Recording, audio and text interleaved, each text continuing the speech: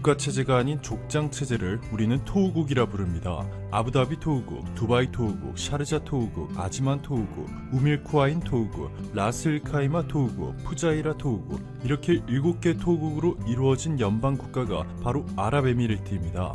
아랍에미리트 공식 인구는 1000만 명이지만 이 중에서 자국민은 고작 150만 명, 나머지 850만 명은 외국인 노동자입니다. 자국민은 고작 150만 명인데 천연가스 매장량은 세계 7위, 석유 매장량은 세계 6위를 기록하고 있습니다.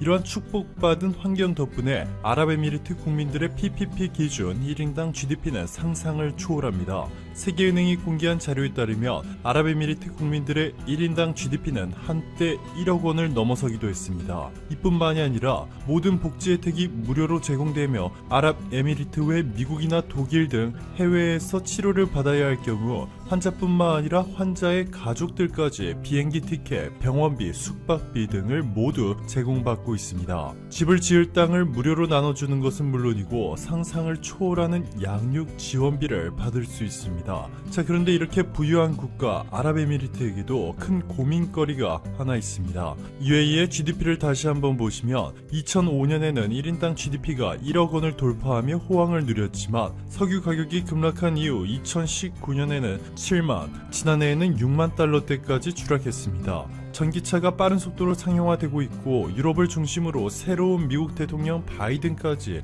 친환경 에너지에 천문학적인 투자를 예고한 상황이라 석유와 천연가스의 미래는 너무나 어두워지고 있습니다. 이 때문에 아랍에미리트뿐만 아니라 석유로 먹고 살고 있는 대부분의 중동 국가들은 천연 자원이 아닌 미래 첨단 산업의 공격적인 투자를 통해 새로운 먹거리를 물색하고 있습니다. 아랍에미리트는 사우디와 함께 소프트뱅크가 운영하는 비전 펀드를 통해 우버, 위워크, 디디 출싱 등 글로벌 공유 경제를 이끄는 대표 기업들의 수십조 원을 투자하기도 했지만 불안정한 수익 구조와 코로나까지 겹치면서 천문학적인 손실을 보고 있습니다. 너무나 절망적인 상황이었죠. 자, 그런데 여기서 한국이 이렇게 암울한 아랍에미리트의 상황을 완전히 뒤바꿔 놓았습니다. 지난 10일 아랍에미리트는 미국, 러시아, 유럽, 인도에 이어 세계에서 5번째로 중국보다 하루 먼저 아랍권 최초로 화성 궤도의 탐사 위성을 쏘아 올리는 데 성공했습니다. CNBC는 희망이라는 뜻의 아밀 화성 탐사 위성이 화성 궤도에 진입하는 데 성공했다.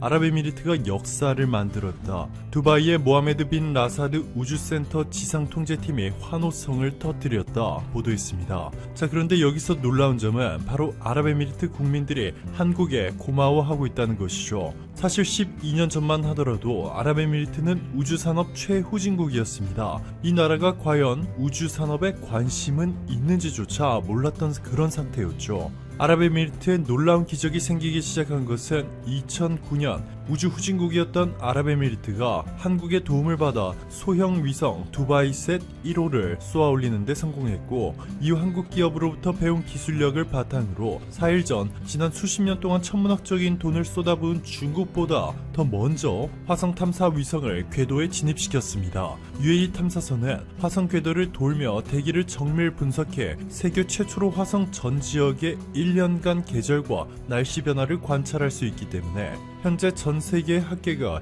열광하고 있습니다. UAE 우주청의 정책자문위원을 맡고 있는 이주진 전 항공우주연구원 원장은 현재 UAE는 나라 전체가 기업 스페이스X와 같다 라고 전했습니다. 앨런 머스크가 이끄는 스페이스X가 수차례 실패를 경험한 뒤에 미국 항공우주국 나사를 뛰어넘은 세계 최고의 로켓 기술을 갖게 되었듯 UAE도 한국으로부터 기술 이전을 발판 삼아 세계 5대 우주산업 강대국으로 거듭나게 됐습니다. UAE는 일본처럼 자기 이익만 받아 챙긴 뒤에 뒤통수를 치는 그런 국가가 아니죠. 덕분에 한국은 UAE로부터 초대규모 수주가 전망되고 있습니다. 두바이가 진행 중인 혁신 산업은 총 3가지인데요. 모든 분야에서 한국 기업들의 수주 행진이 예상되고 있습니다. 첫 번째가 바로 우주시대를 연상시키는 건축물. 이미 두바이는 세계 최대 규모의 쇼핑몰인 두바이몰과 세계 최고층 건물 부르즈 칼리파, 세계 최대 인공섬 팜 주메이라에 이어서 세계 최고급 호텔 부르즈 알 아랍, 세계 최대 실내 스키장 스키 두바이, 세계 최대 화원 두바이 미러클 가든 등 세계 최고 타이틀을 수십 개 보유하고 있습니다. 두 번째가 바로 교통, 람보르기니가 경찰차인 나라가 바로 두바이인데요. 2030년까지 두바이는 교통 혁신을 위해 대중교통 25%를 자율주행차로 교체하고 최대 시속 160km까지 주행 가능한 드론 택시를 설치하겠다고 발표했습니다. 마지막으로 세 번째가 바로 미래를 선도하는 기술과 인프라입니다. 아랍에미리트의 셰이크 모하메드 빈 자이드 알 나흐얀 왕세제는 한국은 배울 게 많은 나라다. UAE로서는 지식 기반으로 발전을 이룩한 한국을 본받아야 한다. 석유가 무한정하지 않기 때문에 UAE도 앞으로는 지식 기반 산업을 육성해야 한다. 한국의 발전 경험을 잘 습득해 미래 국가 발전에 활용하고 기여해 주기를 바란다. 라고 한국을 극찬했고, 압둘라 세이프 알 누암이 주한 UAE 대사는 아랍에미리트에서 한국 기업의 위상은 매우 좋습니다. 품질과 타이밍, 완벽성에서 아주 우수합니다.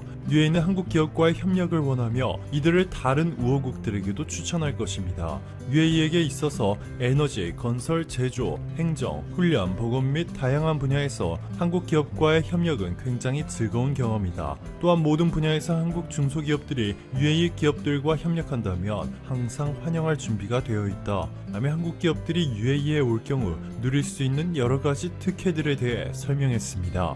이렇게 두바이가 미래 도시에 천문학적인 돈을 쏟아붓고 있는 이유는 바로 두바이의 새로운 미래 먹거리 산업이 관광이기 때문이죠. 지난 2016년 두바이 공항 이용객 수는 8,300만 명으로 세계 3위, 방문 개수는 1,500만 명으로 4위입니다. 그의 관광객들이 두바이에서 쓴 돈만 무려 33조 원에 이릅니다. 독보적인 세계 1위죠. 2위를 기록한 런던보다 10조 원 이상 많습니다. 그만큼 두바이의 관광 명소들에서는 관광객들이 지갑을 마음껏 열고 있다는 것이고, 두바이 정부는 이러한 세계 최고의 관광산업 경쟁력을 유지하기 위해서 세계 최고의 미래 도시를 지어야만 합니다. 한국에 이렇게 대박 선물을 안겨주고 있는 나라는 아랍에미리트뿐만이 아닙니다. 옆나라 사우디는 2035년 완공을 목표로 서울의 절반 크기, 디즈니 월드의 2.5배 규모의 사우디 엔터테인먼트 수도를 건설하겠다고 발표했습니다. 키디아 프로젝트라고 불리는데요. 사우디가 총 800조 원을 들여 추진 중인 비전 2030 중 하나입니다. 왕국의 엔터테인먼트 수도를 건설해 국민 삶의 질을 향상시키고 사우디를 중동 최고의 관광지로 만들겠다는 것입니다. 이렇게 엄청난 스케일의 키디아 프로젝트는 2022년부터 1단계 공사가 시작되는데, 이미 한국의 삼성물산이 사우디 측과 키디아 프로젝트 양해각서를 체결했고 스포츠 스타디움과 수영장 등을 건설하는 사업에 참여한다는 내용인 것으로 알려졌습니다. 삼성 관계자는 이번 양해각서를 통해 우선 삼성물산 건설 부문이 스포츠 스타디움과 수영장 등을 건설하는 사업에 참여하고, 삼성중공업과 삼성엔지니어링 등이 설계 조달 시공 능력을 보유한 삼성건설 부문 핵심 계열사들과 대규모 협력 사업도 가능할 전망이다 전했습니다. 여기에 카타르도 중동 최초의 월드컵인 2022 카타르 월드컵 개최를 한국에 의존하고 있습니다. 2022 월드컵의 랜드마크가 될 루사일 플라자 타워도 한국 기업이 짓고 있고, 한국의 보안 설비 시스템 등 최첨단 인프라 시스템까지 중동 최고의 부자국들이 모두 한국과 손을 잡고 4차 산업혁명을 시작하고 있습니다.